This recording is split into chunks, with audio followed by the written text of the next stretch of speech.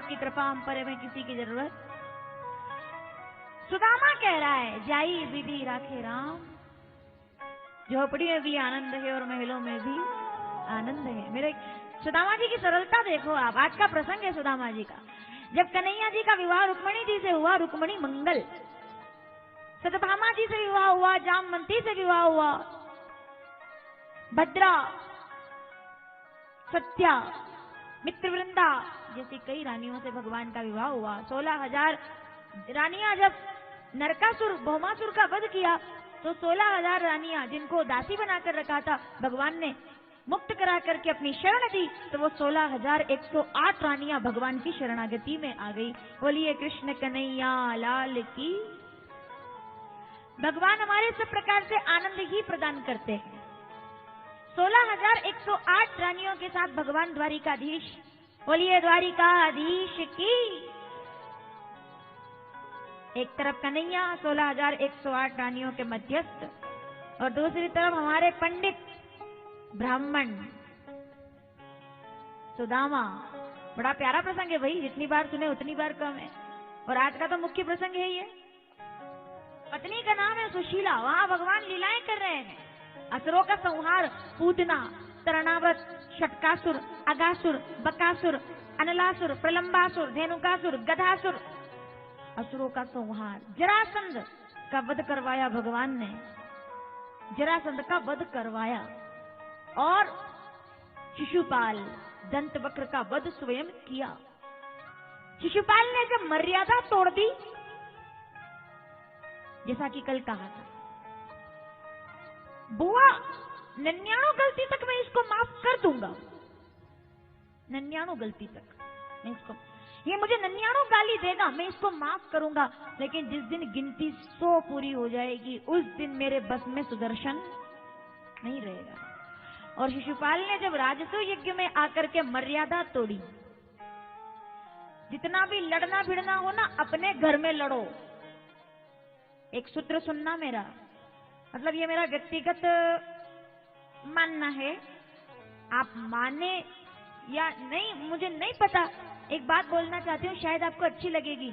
जितना लड़ना भिड़ना है ना अपने घर में लड़ लो, किसी दूसरे के आयोजन में जाकर के और किसी से लड़ाई करके किसी और का प्रोग्राम बिगाड़ने का आपको कोई अधिकार नहीं। गलत बोल रही हूँ क्या मैं? थोड़ा ढंग से ताली बजाओ ताकि लोगों को समझ आए।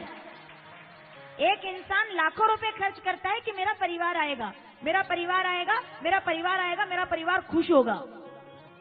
मेरे को जवाब देना है इस बात के लिए। आप हम किसके लिए खर्चा करते हैं? कि परिवार के लोग, कुटुंब बड़ा भारी शब्द है साहब, कुटुंब। कुटुंब, मेरा परिवार आएगा, इकट्ठे होते हैं, होते भी इकट्ठे, सब आते भी हैं, जाते भी है, सब होता है, लेकिन आंखों में आंसू आ गए, आंखों में आंसू आ गए। किसके? माता कुंती के। कुंती ने कहा धर्मराज को बुला के, बेटा तेरे होते हुए गलत हुआ क्या? तेरे यज्ञ में किसी की गर्दन कट गई, किसी का अस्त्र उठ गया, ये नहीं होना था। किसी के प्रोग्राम में आपको नहीं जम रहा ना, आप मत जाओ, लेकिन अगर आपको बुलाया है सम्मान से, तो सम्मान से कच्चा पक्का खा करके आ जाना, लेकिन जिसने सम्मान से बुलाया है उसे सम्मान दे करके आना, उसका प्रोग्राम बिगाड़ने की गलती मत करना, वरना कोई किसी को नहीं बुलाएगा, फिर अपने अपने ही कर लेंगे सब प्रोग्राम। टेंशन हो जाता है साहब, बाहर वालों को कम संभालना पड़ता है, अपने घर के प्रोग्राम में परिवार वालों को ज्यादा संभालना पड़ता है। ये खाली मैं बोलूंगी ना तो विरोध होगा। या जितने भी लोग बैठे 90% इस बात को मानते होंगे कि नहीं मानते हो आप? अच्छा 100% ही है क्या? नहीं, सभी तो दुनिया में ही रहते हैं, सबको पता ही है, यही दुनिया है, वही यही संसार है। परिवार विरोध में नहीं हूं। देखो मैं फिर कहती हूँ, मैं परिवार विरोध में थोड़ी हूँ, मेरा भगवान ही परिवार विरोध में नहीं है। परिवार विरोध की बात थोड़ी है, लेकिन 99 तक सहा जाएगा, वही परिवार भी हो तो 99 तक सहा जाएगा, 100 के बाद नहीं सहा जाएगा। 100 के बाद तो फिर कहा जाएगा, सहा नहीं जाएगा, फिर तो कहा जाएगा। मतलब ये सीधी बात है साहब। कब तक और कहां तक? 99 हो गई गलतियां, नहीं चलता अस्त्र उनका। 99, ये भी कोई कम बात है कि 99 हो गई। सौंपे तो सुदर्शन, अब तो मैं चुप रह जाऊं, वक्त शब्द तोलता है। ऐसा कुछ शेर था कल। मैं चुप रह जाऊं, वक्त शब्द तोलता है। और जब कोई शिशुपाल सभा में मर्यादा का उल्लंघन करे तो कृष्ण की बांसुरी मौन रहती है और सुदर्शन बोलता है। तब बोलेगा सुदर्शन। जब कोई शिशुपाल बनेगा तो उसका सुदर्शन बनना वाजिब है और है, जरूरी है साहब। जो धर्म की रक्षा के लिए है। किसके लिए भगवान ने अस्त्र उठाया बताओ मुझे आप? धर्म की रक्षा के लिए। भगवान के एक हाथ में शास्त्र है, दूसरे हाथ में शस्त्र है। मेरे गोविंद के हाथ में शास्त्र भी है और शस्त्र भी है। 700 श्लोक का शास्त्र है, गीता, और शस्त्र भी है। जब जरूरत पड़ती है तो वो अस्त्र भी उठाता है, शस्त्र भी उठाता है। जरूरत पड़े तो उसे जागना पड़ता है साहब। जब जब जरूरत पड़ी किसी की रक्षा के लिए जागना पड़ेगा। कन्हैया ने जागना सिखाया। अब भोर भई अब रे न कहां, जो सोवत है वो, जो जागत है सो। क्या उदाहरण, गजब का उदाहरण है हमारे पास। तो जागने वाले ने क्या पाया? सोने वाले तो खो ही गए सब, लेकिन जो जागा है उसने पाया है। शस्त्र उठाना वो तब जरूरी हो जाता है। जैसे कोई अयोध्या का राजकुमार चित्रकूट के जंगल में शस्त्र उठा करके बैठा हुआ था। बताओ कौन? जाग रहा ये कौन धनुर्धर जबकि भुवन भर सोता है। पढ़ी होगी आप लोगों ने कविता। इसके लिए आपको इतिहास में उतरना पड़ेगा। हिंदी शब्द ज्ञान बहुत जरूरी है। नाम बताना मैं भूल गई। बताओ बताओ जल्दी। लक्षण धाम राम प्रिय रामचरितमानस बालकांड 197 नंबर का दोहा। मुझे नाम नहीं याद है। पूरा भुवन सो रहा है, अंदर भैया भाभी सो रहे हैं और वो शस्त्र लेकर के बाहर बैठा हुआ है चित्रकूट की स्फटिक की शिला पर। जाग रहा ये कौन धनुर्धर जबकि भुवन भर सोता है। भोगी कुसुमायुध योगी सा बना दृष्टिगत होता है। किस व्रत में है वीरव्रती यह भोगों का यूं त्याग किए। प्यारी कविता है साहब, शब्दों पर ध्यान देना। किस व्रत में है वीरव्रती यह भोगों का यूं त्याग किए। राजभोग के योग्य विपिन में बैठा यहाँ विराग लिए। क्यों इसने निद्रा त्यागी है? बना हुआ प्रहरी जिसका उस कुटिया में ऐसा क्या धन है। बैठा हुआ है लखन बाहर लेकर के धनुष बाण। तो लोग पूछ रहे हैं बना हुआ प्रहरी जिसका कुटिया में ऐसा क्या धन है। जिसकी सेवा में रत इसका तन है, मन है, जीवन है। किसके लिए बैठा हुआ है? तो कवि ने जवाब दिया। आपको कविता समझ में आ रही है? जाग रहा ये कौन धनुर्धर जबकि भुवन भर सोता है। भोगी कुसुमायुध योगी सा बना दृष्टिगत होता है। किस व्रत में है वीर व्रती यह निद्रा कायु त्याग किए। राजभोग के योग्य विपिन सा बैठा यहाँ विराग लिए। बना हुआ प्रहरी जिसका, ये अयोध्या का राजकुमार किसका प्रहरी बना है? बना हुआ प्रहरी जिसका कुटिया में ऐसा क्या धन है। जिसकी सेवा में रत इसका तन है, मन है, जीवन है। तो जवाब दिया कवि ने कि मृत्यु लोक में लिन्य मेटने स्वामी संग जो आई है। किसकी रक्षा के लिए बैठा है लखन? जिसके लिए लक्ष्मण रेखा खींचकर बैठा था कवि।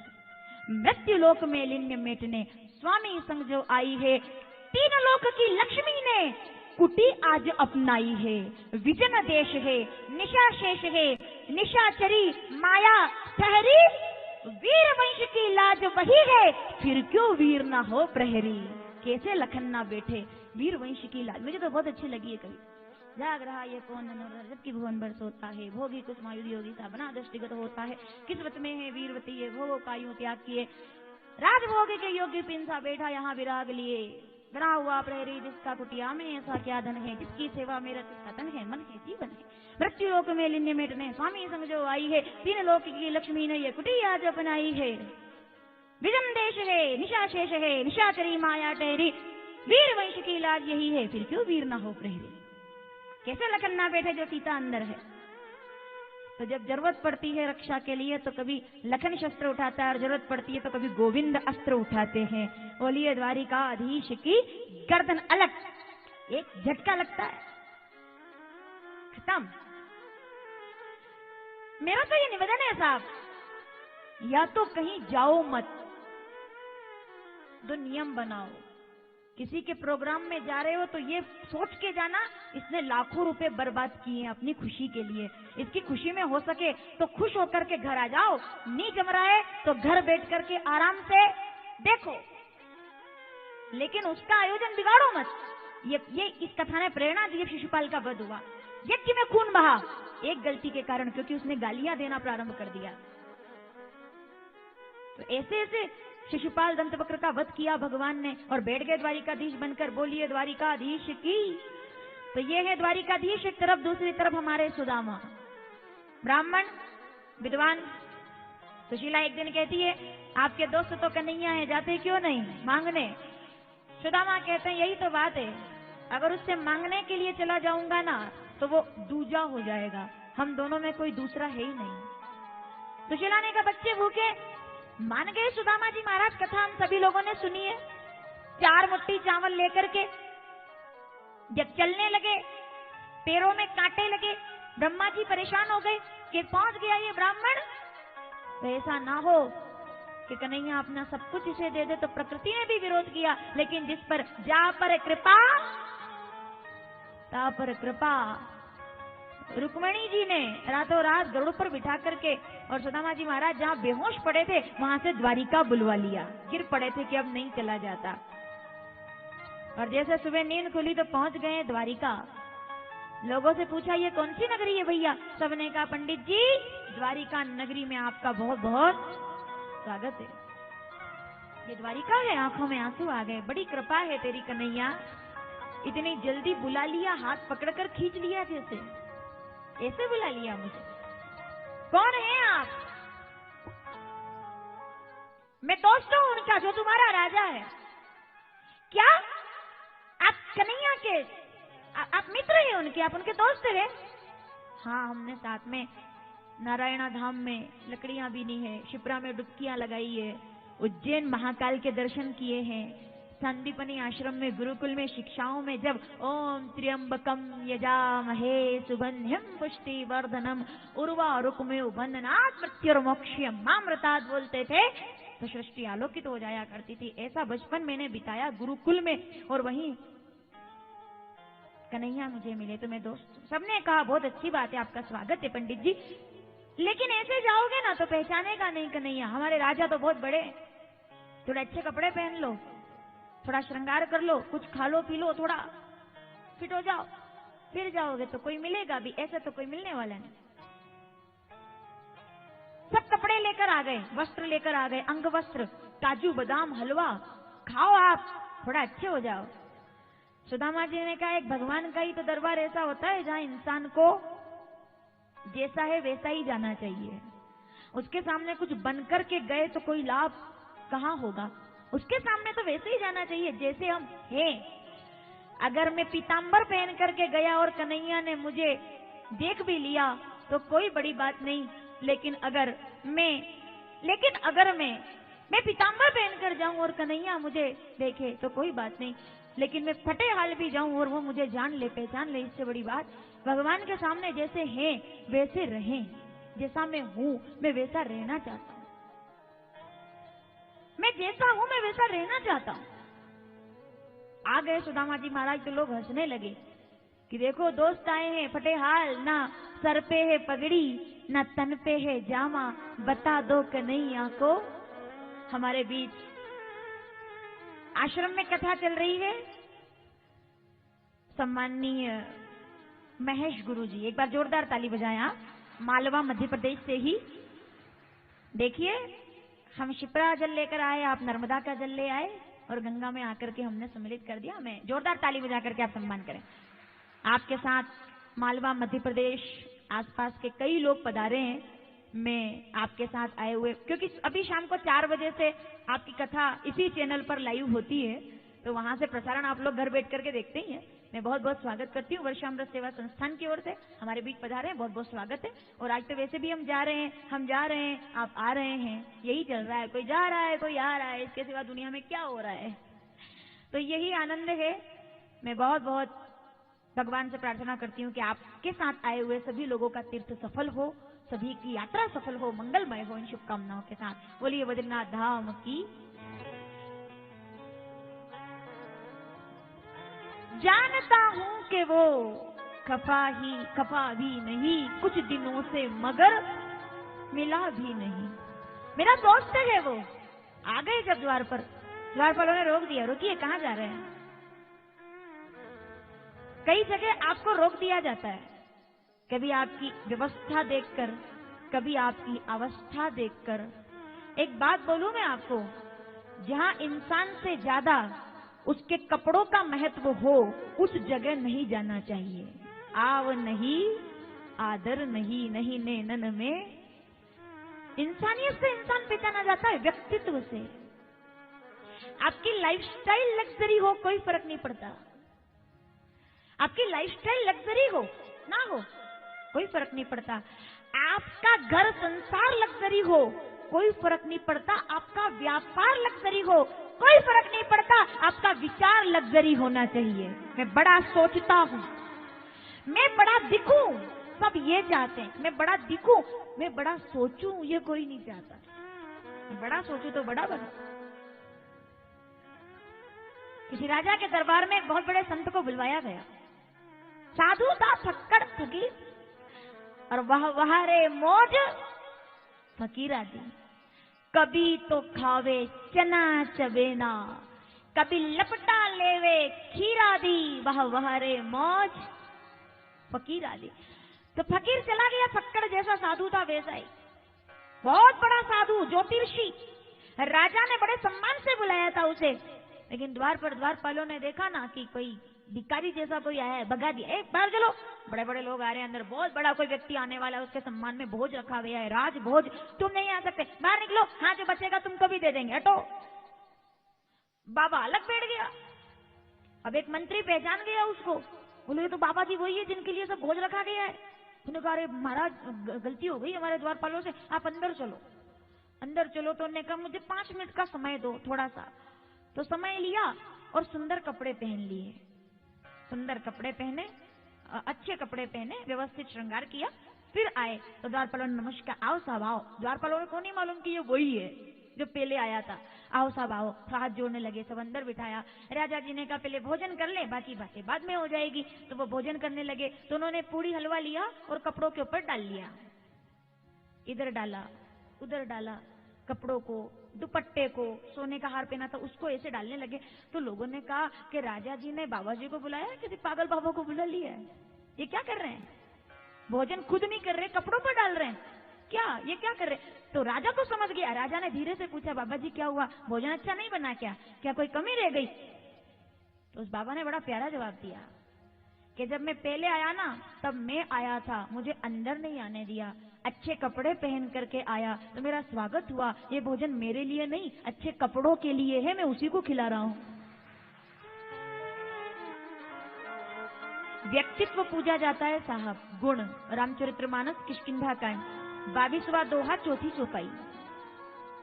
सोई गुणज्ञ सोई बड़ भागी, जे रघुबीर चरण अनुरागी। इंसान का गुण पूजा जाता है, उसका कर्म, और कुछ नहीं पूजा जाता। बहुत बड़ा आदमी हो, कर्म अच्छे नहीं होंगे तो क्या है। और बहुत छोटा व्यक्ति हो लेकिन मुस्कुरा करके कर्म करता है, अपना नियत कर्म करता है, नित्य कर्म करता है, अपने धर्म का पालन करता है, श्रेष्ठ जीवन जीता है। जरूरी नहीं है कि हर कोई सन्यासी हो जाए, बिल्कुल नहीं है। त्यक्त्वा कर्म फला संगा नित्य तृप्तो निराश्रय, श्रीमद् भगवद गीता। त्यक्त्वा कर्म फला संगा नित्य तृप्तो निराश्रय। जब जगत में आश्रय ना मिले और आपको परमात्मा के चरणों में लगने लगे कि तेरे सिवा कुछ नहीं, तो समझ लेना कि आपकी भक्ति पूरी हो चुकी है, आप पूर्ण हो गए। जब उसके सिवा कुछ और, तू है तो सब कुछ है, तू नहीं तो अंधेरों में भी मिल गई रोशनी है, तेरा साथ है तो। कुछ नहीं है सुदामा के पास, खाली शून्य। द्वारपालों ने देख लिया, बाबा जी रुकिए, कहां जा रहे हैं आप। मैं दोस्त हूं, मिलने के लिए आया, मित्र है वो मेरा। क्या करुणा होती है भगवान की। अरे ज्ञानियों का भगवान तो बहुत देखने को मिलेगा, कभी भक्तों का भगवान देखो कितना प्यारा होता है। ये मेरे सुखदेव जी का कन्हैया है साहब।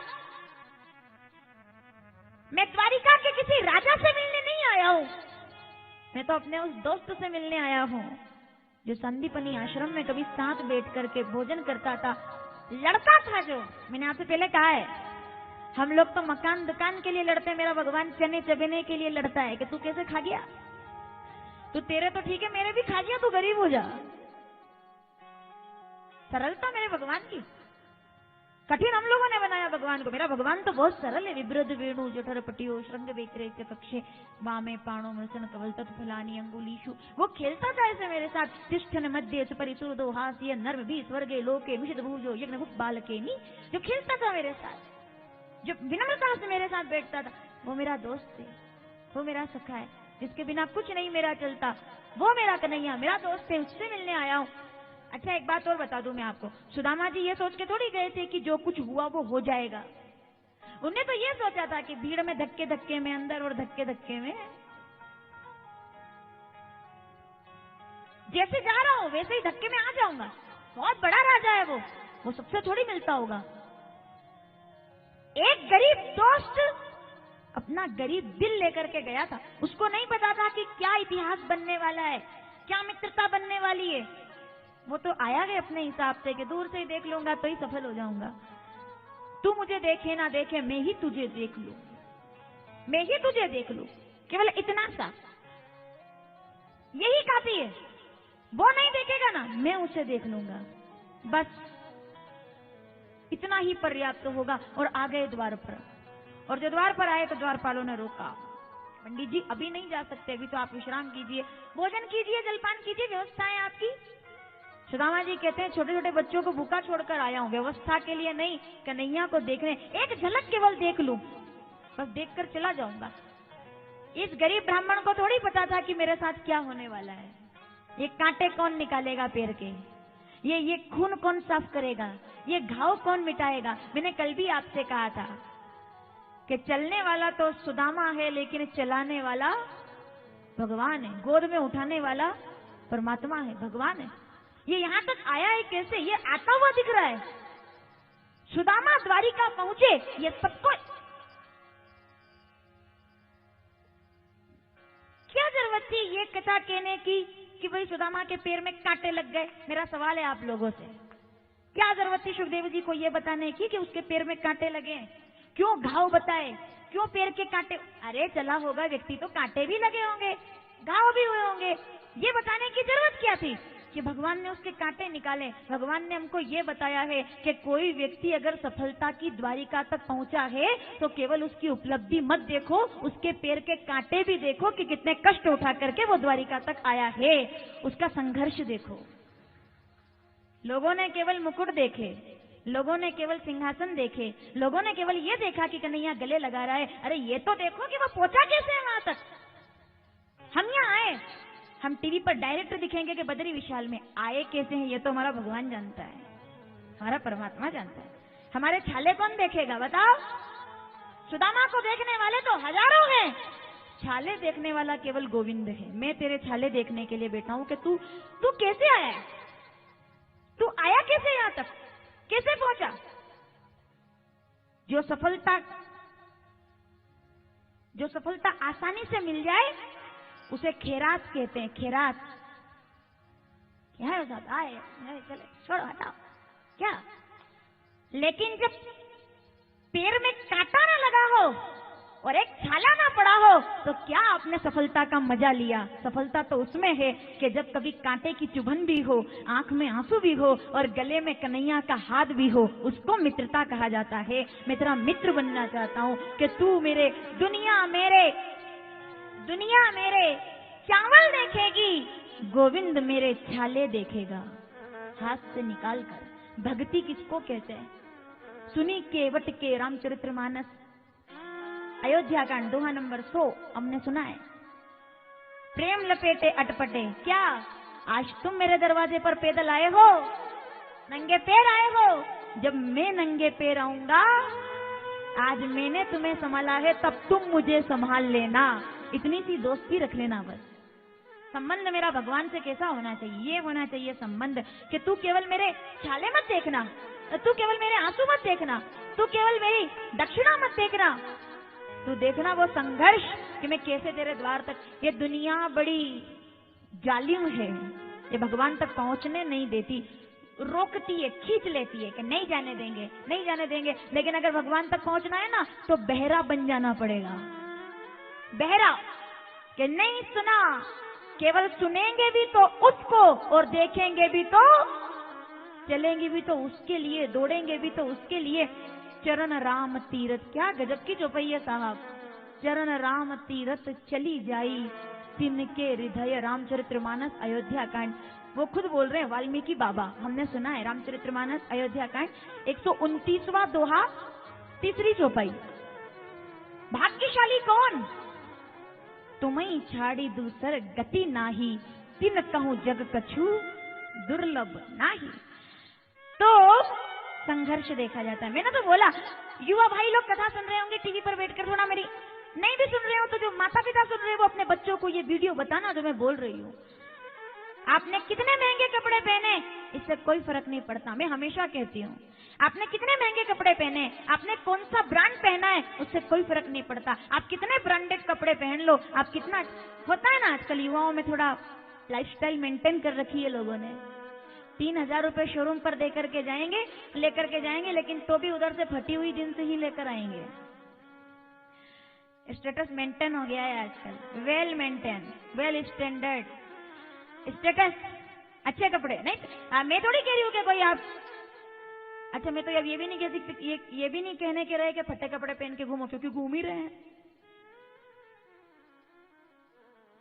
लेकिन मैं युवाओं से एक बात कहना चाहती हूँ, आप 5000 के कपड़े पहनकर बाजार में निकल जाओ, आप हजारों का डीओ परफ्यूम लगा करके बाजार में निकल जाओ, आप कितने का चश्मा पहनकर, कितने की घड़ी लगाकर, कितने की व्यवस्था श्रृंगार करके 1 लाख रुपए की मोटरसाइकिल पर बैठ करके मार्केट में निकल जाओ, शायद कोई आपको देखेगा भी नहीं। लेकिन आपके घर का बूढ़ा दादा जब फटा हुआ कुर्ता पहन करके बाजार में निकल जाएगा तो पूरा बाजार हाथ उठा करके उसको नमस्कार करेगा, क्योंकि उसने कमाई है दौलत अपने कर्मों की, उसने त्याग संघर्ष किए। आप हजारों के कपड़ों पहन लो, क्या किसी की पहचान कपड़ों से होती है? कर्मों से होती है, कर्मों से। आपके कर्म आपको महान बनाते हैं, श्रेष्ठ बनाते हैं। फटा हुआ कुर्ता पहन करके भी कोई तुमको नमस्कार कर ले तो बड़े हो तुम, और हजारों के कपड़े पहनकर इधर से इधर निकल जाओ, कोई देखे ना तो पैसे ही बिगाड़े हैं। मेरा कन्हैया मुझे देख ले, बस पहचान ले, मेरे लिए पर्याप्त है, केवल इतना ही बता दो उसे आया है। दार पालोने का रुकी अभी नहीं, कह दो ना आया है। आइए जरा हम भी चलें। कितने लोग द्वारिका चलेंगे? द्वारिकाधीश की, कृष्ण कन्हैया लाल की। एक बार कह दो सुदामा आया है, दूर से, बहुत दूर। दीवाना आया है, दीवाना। कुर्बान में उनकी बख्शिश में मकसद भी जुबा पर लाया नहीं, बिन मांगे दिया और इतना दिया कि दामन में हमारे समाया नहीं, कि जितना दिया सरकार ने मुझको उतनी तो मेरी औकात नहीं है, जो कलम है गुरुवर का वरना मुझ में तो कोई बात नहीं। दीवाना तेरा आया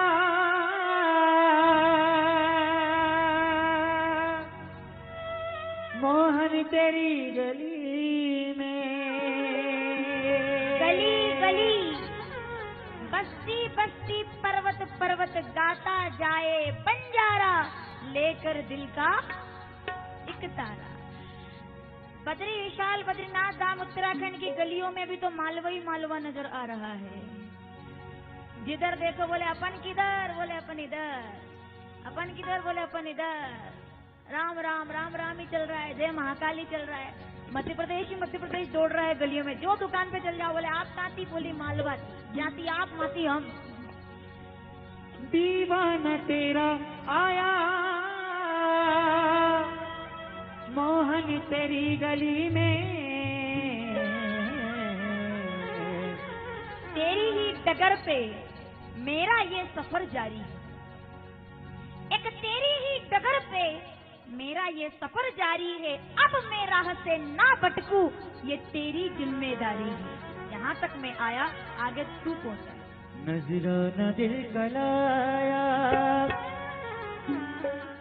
नजराना दिल कलाया,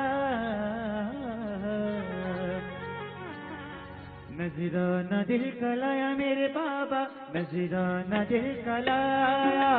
मोहन तेरी गली में दीवाना तेरा आया, मोहन तेरी गली में दीवाना तेरा आया, मोहन तेरी गली में दीवाना तेरा आया, मोहन तेरी गली में दीवाना दिल कलाया मेरे बाबा, नजराना दिल कलाया। मोहन तेरी गली में दीवाना तेरा आया, मोहन तेरी गली में।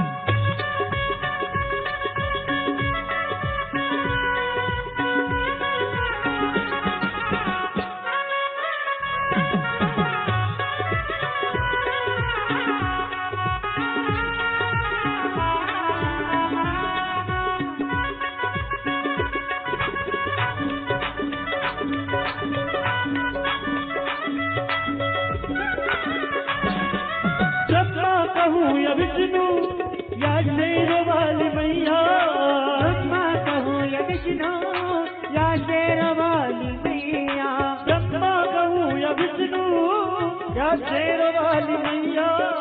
सब में नजर तू आया मेरे बाबा, सब में नजर तू आया, सब में नजर तू आया। मोहन तेरी गली में दीवाना तेरा आया, मोहन तेरी गली में।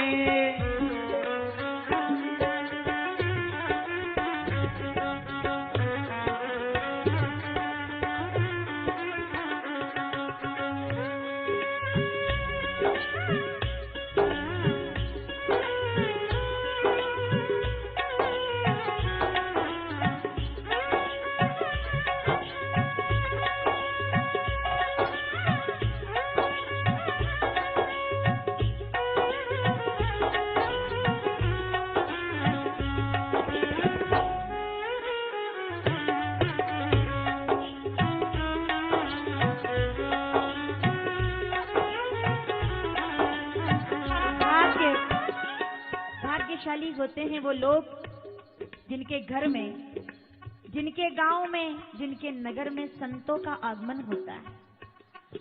भगवान की कथा कहने वाले, भगवान के गुण गाने वाला हर व्यक्ति अपने आप में अद्भुत है। हमारा भी देखिए सौभाग्य ही है ये। हमारी कथा के मध्य में सम्माननीय भागवत प्रवक्ता महेश गुरु जी पधारे। मैं उनसे निवेदन करूंगी, हमारे समिति के कार्यकर्ता व्यवस्था करें, आप मंच पर आकर के विराजमान हो। ऐसा मेरा निवेदन है आपसे कि आप यहाँ पधारे, ऊपर पधारे, क्योंकि आपका सानिध्य सभी लोगों को प्राप्त होगा। यहाँ व्यवस्था कर दीजिए। हाँ, यहाँ एक कुर्सी। मैं चाहूंगी कि आप पधारे और आसन ग्रहण करें, क्योंकि द्वारिका में भी सुदामा की प्रतीक्षा है और यहाँ संतों की प्रतीक्षा है। बहुत बहुत एक बार जोरदार ताली बजाकर।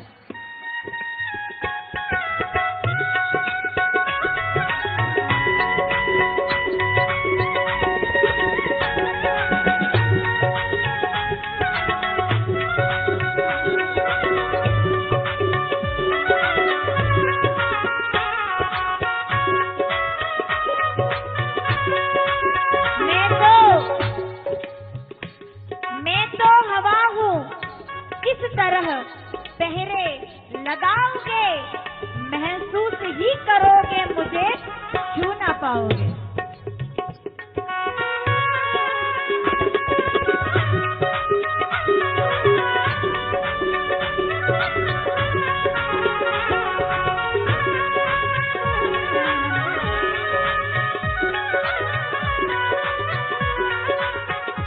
द्वारपालों ने कहा रुकिए आप, लेकिन मैं तो हवा हूँ, किस तरह पहरे लगाओगे। ये तो पहुंचना ही था सुदामा। एक द्वारपाल ने कहा मैं अंदर जाकर बता देता हूँ। तो एक द्वारपाल अंदर आए और द्वारिकाधीश से निवेदन किया, प्रभु एक ब्राह्मण आपसे मिलना चाहता है। धोती कटी सी फटी दुपट्टी प्रभु पूछन आए, बसे कई ग्रामा, पूछत दीन दयाल को धाम, बतावत आपनो नाम, थोड़ा जोर से, बतावत आपनो नाम। इतना सुना और मेरे भगवान द्वारिकाधीश ने अपना आसन छोड़ दिया।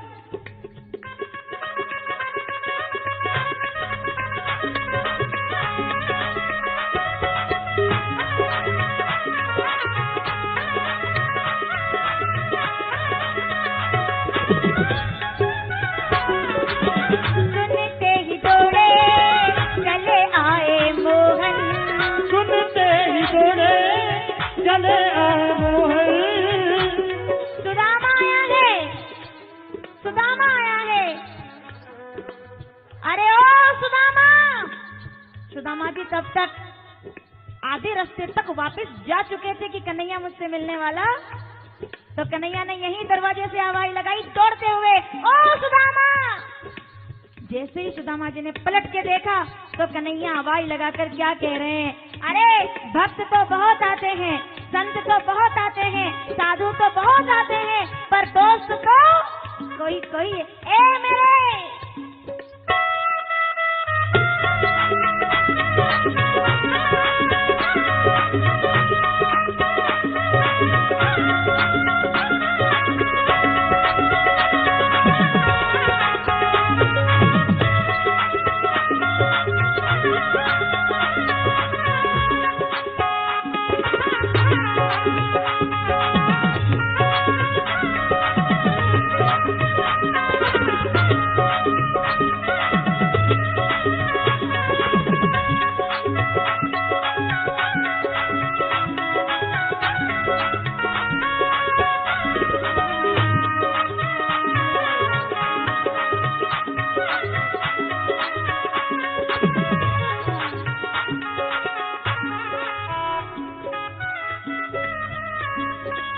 बन के हमदर्द मेरा हम साया, तू मेरी जिंदगी में आया था, प्यार अपनों से भी ज्यादा किया तूने, लोग कहते हैं तू पराया।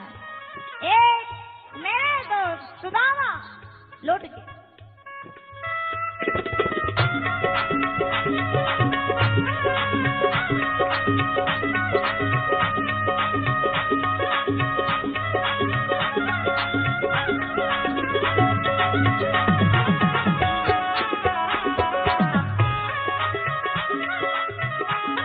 अंदर लेकर आए, गले लगा लिया भगवान ने, सुदामा आया है। सब देखने लग गए ये क्या हो रहा है। बराबर पे अपने सुदामा बैठाए, बराबर पे अपने सुदामा बिठाए। कहानी कब बन गई? देखिए सुदामा की दीन दशा, करुणा करके करुणा निधि रोए, पानी परात को हाथ तो छियो नहीं, निनन के जल से। तो सुदामा ने क्या कहा, अरे मैं तो झोपड़ी में बैठा हुआ था, तूने मुझे कहां से कहां पहुंचाया, मेरी जिंदगी बना दी।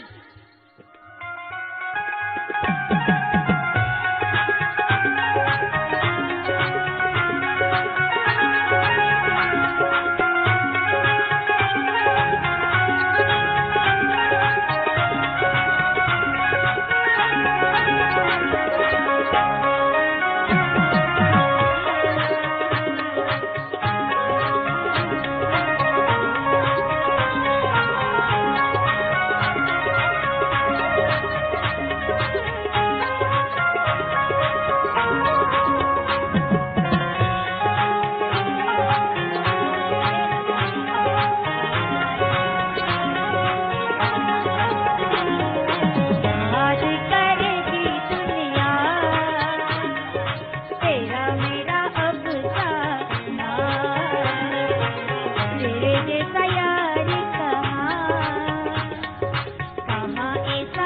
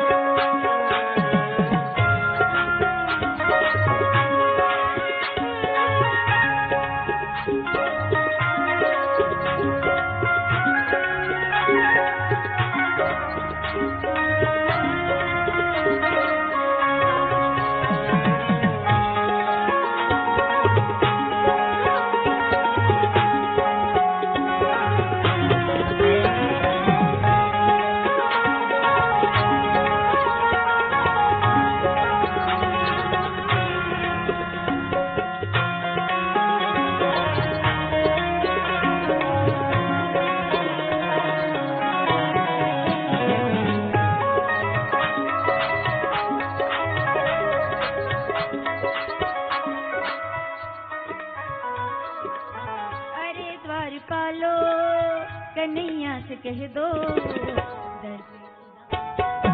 करीब आ गया है, दर से सुदामा करीब आ गया है, मेरे सुदामा।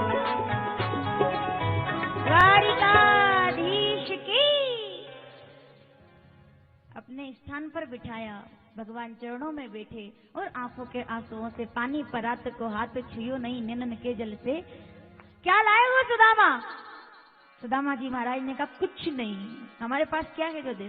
भगवान ने चावल की पोटली छीन ली और कहते हैं कि क्या भगवान का अद्भुत प्रेम। पत्रम पुष्पम फलम तोययो में भक्तिया, श्रीमद् भगवद गीता 9वां अध्याय 26वां श्लोक। पत्रम पुष्पम फलम तोययो में भक्तिया प्रयच्छति, जो मुझको चावल भी कच्चे दे दे तो भी खा लेता हूं क्योंकि प्रेम से ज्यादा प्यारा। तो सुदामा जी महाराज से छीन लिए, 2 मुट्ठी चावल खाए, धनधान्य ने दे दिया। आप सुदामा बोले अब कोई कमी नहीं, तुम साथ हो तो कोई कमी है ही नहीं, तेरा साथ है तो मुझे क्या कमी है, अंधेरों में भी मिल गई रोशनी है तेरा साथ। गाएंगे 2 लाइन। जब पहुंचे होंगे सुदामा पिता होकर के अपने झोपड़ी में, महल बन गए हैं और महलों में आकर गोविंद के चरणों में प्रणाम कर लिया। कन्हैया, जिसके साथ कन्हैया होता है उसे कोई गरीबी, द्वारिकाधीश की सेठों में सांवरा सेठ, बाकी सब क्या बोले वो, तेरा साथ अगर मुझे मिला तो मुझे किसी